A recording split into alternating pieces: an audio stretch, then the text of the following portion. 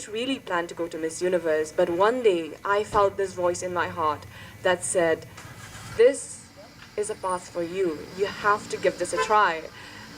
And I believe that if you can dream it, you can achieve it. My journey that started from the audition dates of Miss Universe Nagaland extended to 2 months, and in that duration I have learned so much. I have grown as a person, and I truly saw a different side of me within that time. When the competition started, I was overwhelmed by the support, and never before had I received so much prayers, so much support from Nagaland, from Northeast, from across India. And it made me really think that if we come together, we can move mountains, we can do so many things together. And for that, I am so grateful.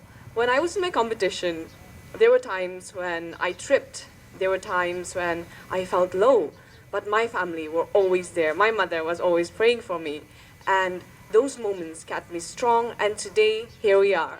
Now, can you just walk us through the journey since July a little bit, and how difficult it was, or how easy was it? I wouldn't say it was easy. Every journey is difficult. For me, ever since I started from my auditions, one of the things I really wanted to focus on was my ramp walk. And I believe that was one of my weaknesses. I spent weeks preparing on it, and I hoped to do my mentor justice when I was on stage. Other than the ramp walk, I had to really focus on my diet as well, because as a Miss Universe, you are expected to be on your tip-top condition in physical sense as well. And of course, there were a lot of preparations for clothes, for wardrobe, because I believe that a queen has so much more to prepare than just the stage. You have to impress the judges, you have to impress so many people, and the journey itself has been so incredible so far. Thank you. So what was the most challenging part about the competition that night, Miss Universe India? That night, which round was the most, I don't know, difficult?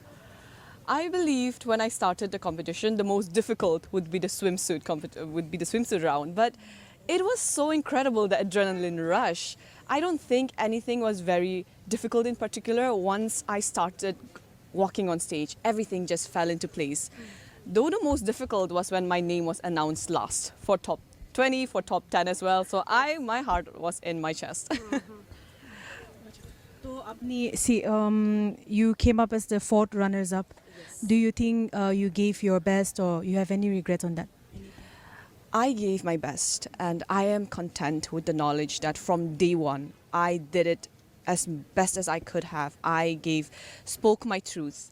I did my best on social media. I interacted with everybody, and that effort, I believe, can be seen, and I'm content with it. Okay, so how about your future plans now? Especially if we're speaking in context of Nagaland, also we speak a lot about government jobs and the stereotypical way of that also. What are your thoughts on that? I believe every parent wants the best for their child, and I'm not looking down on any profession in particular, but I believe that I would want to take this year to figure out a lot of career choices that I would want to do, and Miss Universe India is a big platform that I would want to really explore and see the possibilities. I believe I still have time if I ever choose to do what my mother wants me to, and you never know. 5 years down the line, things may be different. But now, I think we can look forward to a new beginning. If it wasn't beauty pageantry, what would you have been doing apart from the government service that your mom wants you to do? What would you have been doing?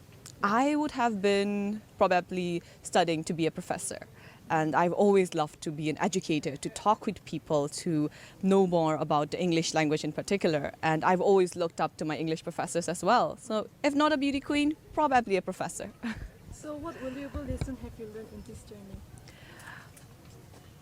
Valuable lessons Yes, have you learned? as a child and as a woman, I grew up being taught to be humble, to respect people, to always make sure that people are comfortable around me, and that played out in ways that affected my life. And it's not bad in any way, but Miss Universe gave me the confidence to come into my own individual being.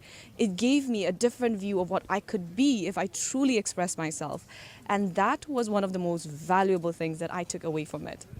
So the answer you give in the question are when it comes to fear being instilled amongst women and India especially not being fully safe for women also. Do you think in Naga's context, do you think women are safe in the present day? What would you say? I believe a lot of people are silenced. Not because of any particular reason, but they're silenced for fear, for shame, for their reputation.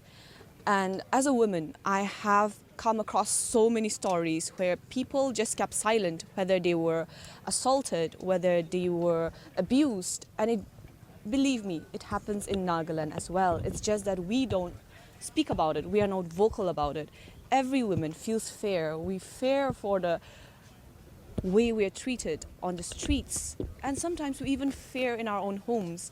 And I did a lot of research behind it actually, because I was preparing my poem for my talent round back in Miss Universe, and sometimes the universe just lays things out for you, and for me to get that question was a chance for me to voice my truth, and I believe I was able to do that.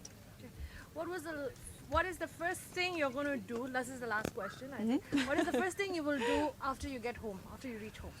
I think the first thing I will do is thank God, because I have seen miracles that played out in my life during this entire journey, and I believe I needed a moment to take time to absorb whatever happened and to truly be in the moment and have a silent prayer with God and just breathe.